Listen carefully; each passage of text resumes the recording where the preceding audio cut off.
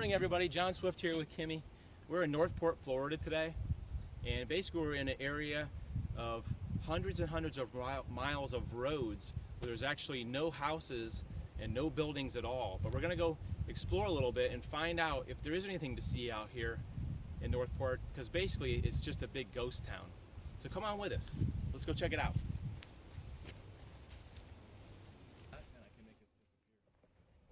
So for the most part out here in Northport, you've got a city that is populated that's further west toward the water, but this section out toward I-75 is, you can see behind me there's just roads and roads, and the really creepy thing is the roads don't have any. It looks like there was a hurricane here or something, because a lot of these roads don't have street signs or anything.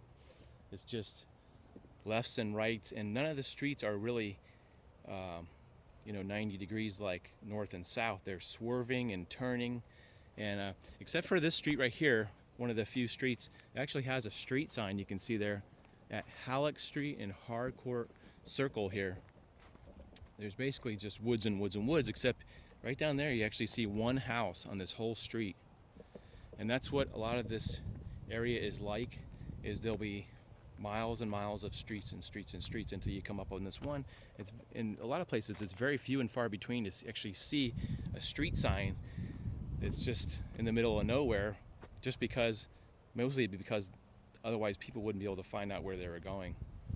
Back in the days when I used to be in the news business and we didn't have GPS, you'd drive through here and you would get lost really easy, because you had a map, but there was no street sign, so you knew what street you were supposed to turn on, but you didn't know what street it was. You'd basically end up counting streets as you're driving and hoping that the next street is the right street. But if you look at this place, if you Googled or did a map of Halleck Street and Harcourt Circle, you can see the aerials is just a big web of streets with barely any homes there. It's crazy. So the story on this place, from what I read on the internet, is that the General Development Corporation was the company who got all this land and was trying to sell it. And I think they were trying to sell swampland, because a lot of this area is very low-lying. And if you've ever heard references to, I got some swampland in Florida I'll sell you, it's probably hinting at a place like this in Northport, where people apparently this corporation was selling this area and nobody knew it was in the middle of nowhere, being 20 or 30 miles from anywhere. And I think part of the problem is they don't have any stores. I don't know that they had sewage built in and electrical and all that kind of telephone stuff. And so they eventually GDC went and guys went to prison, actually, is what I read, for fraud. I was hearing some weird noises over there. There are some people motorcycling down here, so you can hear some motorcycles actually. So those guys went to jail, and I think somebody rebought this in the early 2000s.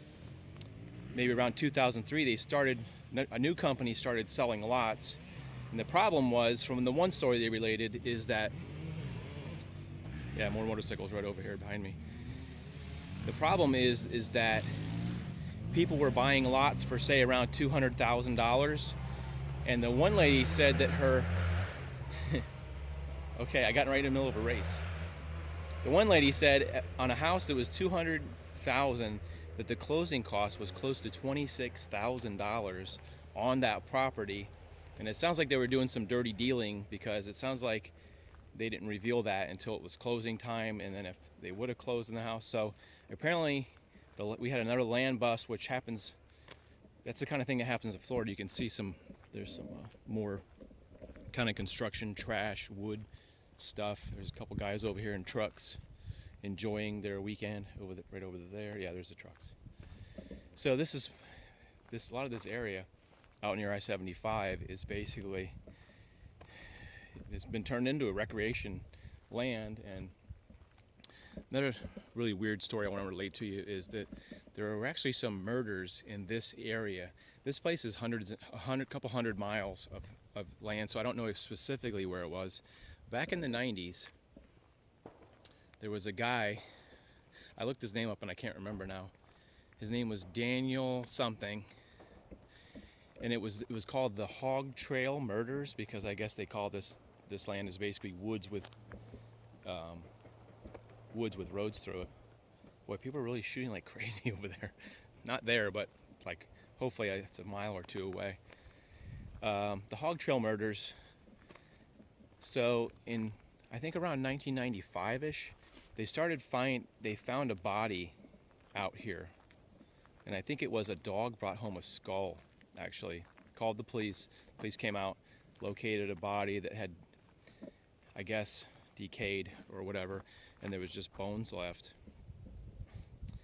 Then a couple more. I don't know. I don't remember the specifics. I was trying to memorize it on the way over here, but more bodies in some way or another, more bodies started showing up, and they started suspecting that they had a serial murderer in this area. So what happened was they got a tip from a guy actually was picked up from a park and brought out here and had agreed to take some pictures for like $100 from this guy. I'm trying to think, it's like Daniel Conahan. That's it, Daniel Conahan. So as the story goes, he would come out here and take some pictures of the guy tied to the tree, and then the guy was actually at the trial when the guy was telling the story about being tied to a tree loosely at first, and he thought he was just wanted to take some Polaroid pictures of the guy, and then the guy somehow tightened the ropes, and then Mr. Conahan tried to strangle the guy, and then for some reason he wasn't able to strangle him, so he ended up leaving the guy there, apparently without any clothes. The guy said he got he reached over with his foot, and there was a pair of wire cutters for some reason, and this was in court when he was telling this. He clipped himself free, ran to the next house that he could find, and told the police that some guy had picked him up and tried to kill him. So I don't think they had the ID on him at that time, but eventually they did a police thing where they put a police, here comes a truck. They put a police officer in here in a sting operation in the park, and Daniel Conahan went to pick him up, and the cops stung him. How's it going, man? What's everybody doing out here? I think they're just riding motorcycles. The guy was curious to what is everybody doing out here. I guess they're doing what they're doing. So the cops set up a sting operation where the cop is posing as a homeless person, and he picks up Daniel Conahan, picks him up and tells him what he wants, and I think they go out to the woods, and he gets into the motion of what he's doing with the camera, and the cop arrests him. So what ended up happening, the conclusion of it was he was convicted of first-degree murder in one case, and then he was convicted of kidnapping. He got life. Actually, he got the death sentence, I think it says. And I ended up getting assigned to the trial, unfortunately. It was in Punta Gorda, Florida, which is just south of here. It was fairly interesting, other than if you like that kind of stuff, which I don't really like anything to do with murders and stuff, but it ties into this area. It's an interesting story about how an area with this kind of accessibility, where you have roads to nowhere, you could virtually almost do anything out here. So I would say, if you plan on coming out here, don't come out here at night, or bring somebody. Like Kim is with me, so there's both of us. There's actually people out here, and they're not necessarily people that I would think would do any harm. They're just out here recreating and driving motorcycles and shooting guns, and that's normal in this part of Florida, actually. The further you go out east, it's normal to go out and ride your four-wheeler and shoot your guns, get your guns off, and drink some beer. So that's it for the Daniel Callahan story. Let's go see if we can find some more. We're going to drive around a little bit and see if we can find anything, any abandoned houses or anything.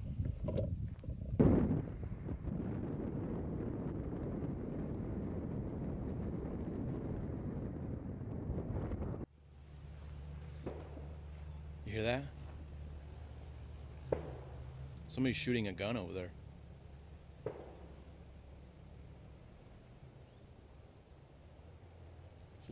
That's a little scary. because bullets can drive can drive miles and miles and miles. So I've been driving around trying not to get shot, and we've seen a lot of people with there's some more gunshots. I'm starting to think this may not be a good place to film. At least it's exciting, right?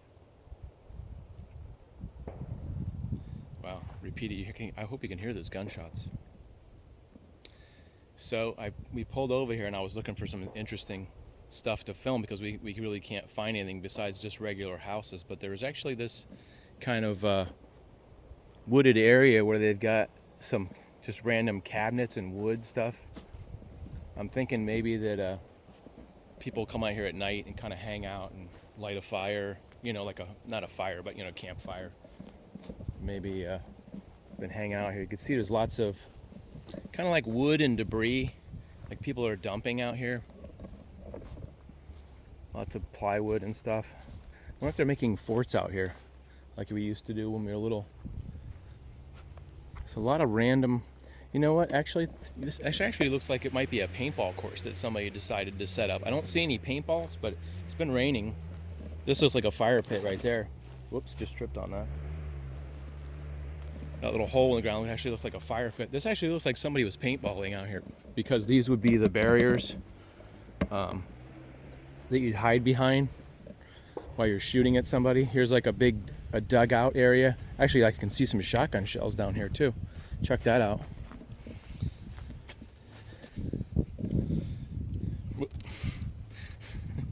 A shotgun shell with a bunch of water in it. Look at that shotgun shell. Probably 12 gauge, is very rusty, so it's probably not anything new, but there's quite a few shells out here actually. Couple of wet, muddy shotgun shells over there. So I wonder if they're having considered a real paint gun where you can see it looks like they've dug some trenches, maybe for some paintball trench shooting and stuff, which sounds pretty cool. There actually used to be some places in Sarasota where I'm from that was actually like this, but they've either fenced off those areas or built in those areas. Looks pretty cool. All kinds of beer cans. See, this is a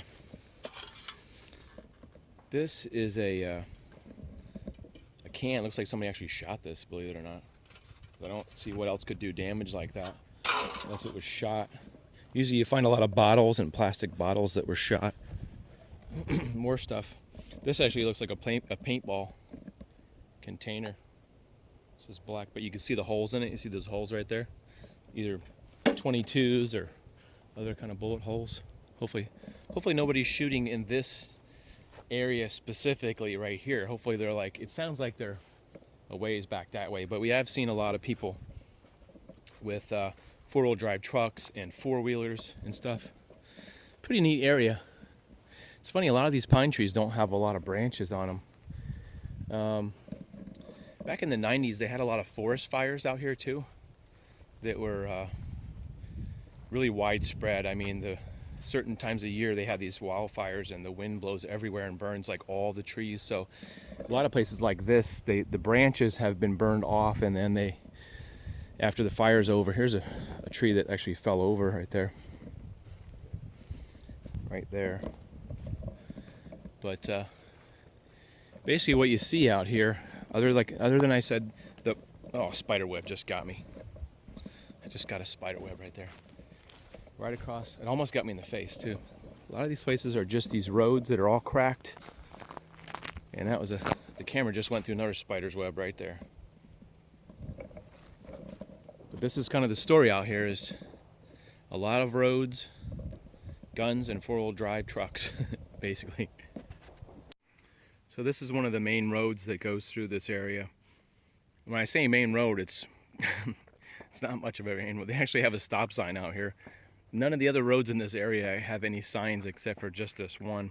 But you can see they actually painted the street sign on the ground, so you have some clue of where you're going.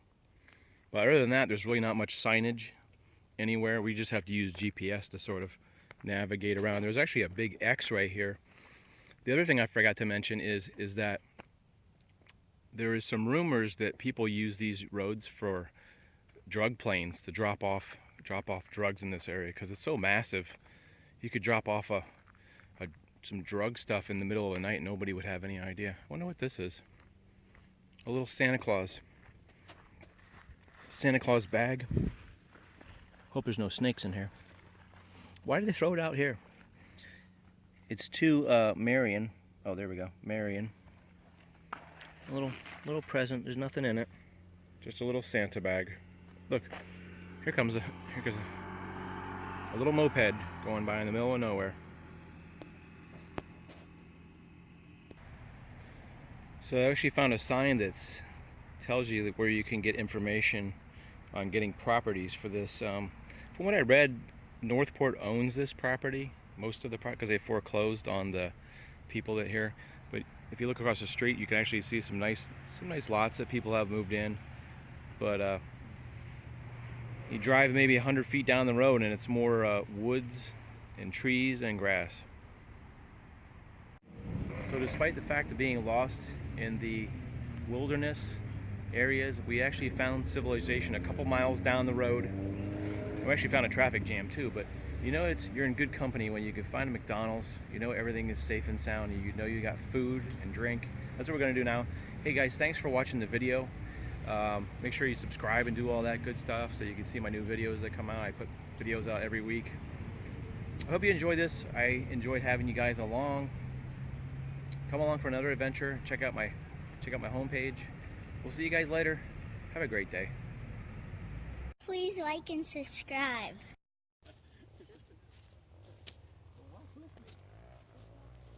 We're trying to sell swampland to people. That might be where that phrase, more gunshots. You ever try to talk on camera while there's gunshots? I'm just hoping they're shooting in a safe direction against wood or against some dirt and stuff. Anyway, the General Development Corporation originally was developing blah blah blah.